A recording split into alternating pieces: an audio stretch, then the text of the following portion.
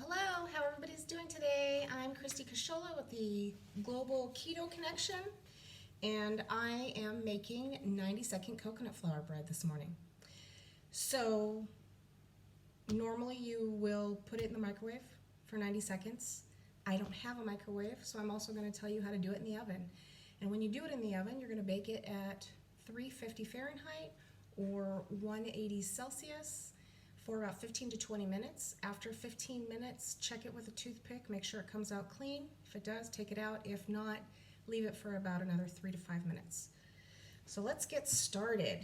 So what we're going to do is we are going to put in 1 tablespoon of oil and swirl it around. Now you can either use a coffee cup if you're doing this in the microwave, or you can use the ramekin for the microwave or the oven. Swirl that oil around so that it doesn't stick to the sides. And after that, you're going to add an egg.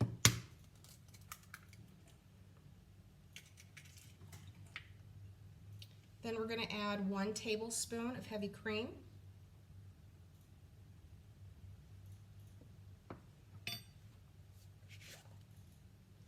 And we're going to go ahead and just whip that up first with a fork or a mini whisk, whatever you choose to use. That way we have that egg and cream all combined. Now if you want to do this with almond flour, you can do that as well.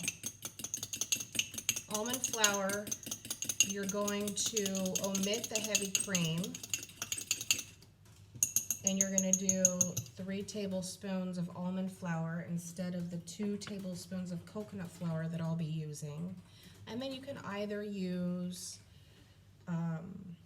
olive oil, a tablespoon of butter, or like when I'm making them in the waffle iron, because I want like bread slices, like big bread slices, then I'll use a tablespoon of mayo. But okay, so we're going to add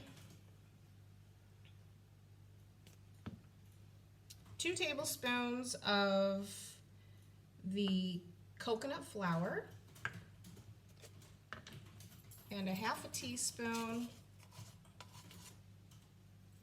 of baking powder and a pinch of salt. And then you're just going to stir that all together. And I'm just using a little chopstick here because it's easier to get the stirring done at first without the coconut flour flying all over the place. And you're just going to keep stirring it until you have like a solid dough-like consistency.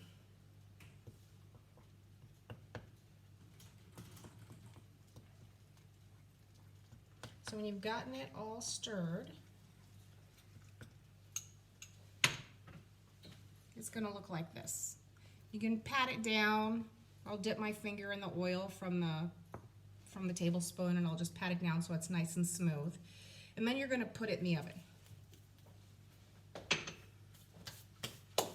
Okay, so once you've got it in the oven, you've checked it, it's come out, it's all good, it's ready to go.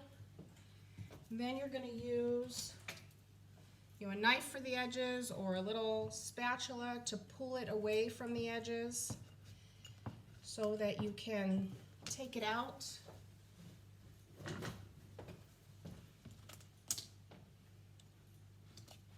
And it comes out pretty easy. It's not too hard because of the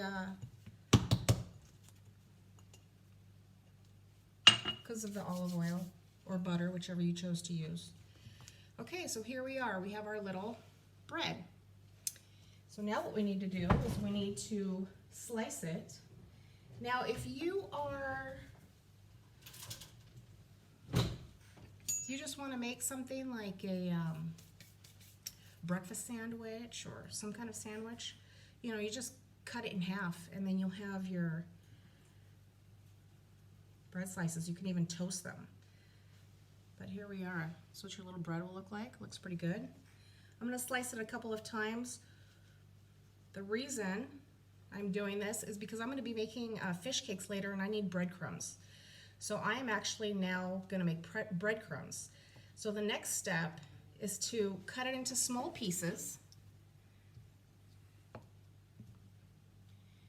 and put it in the oven. You're going to lower your temperature to 245 Fahrenheit or 118 Celsius.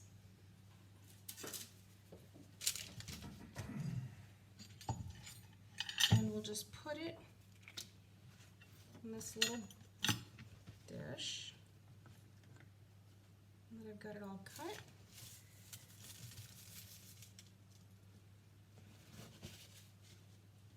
I've got parchment paper down on here. And now I'm going to stick this in the oven for about an hour and a half so that we can make breadcrumbs.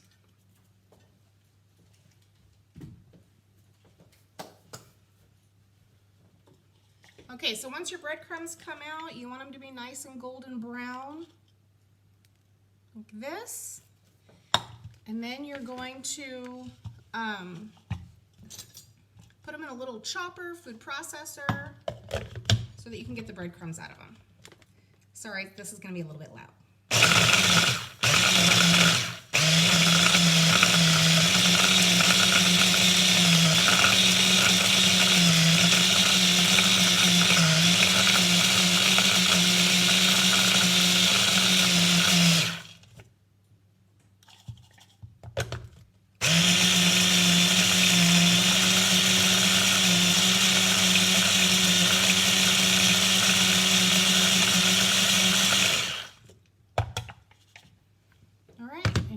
Our breadcrumbs, and I will be all ready to make my salmon cakes later today.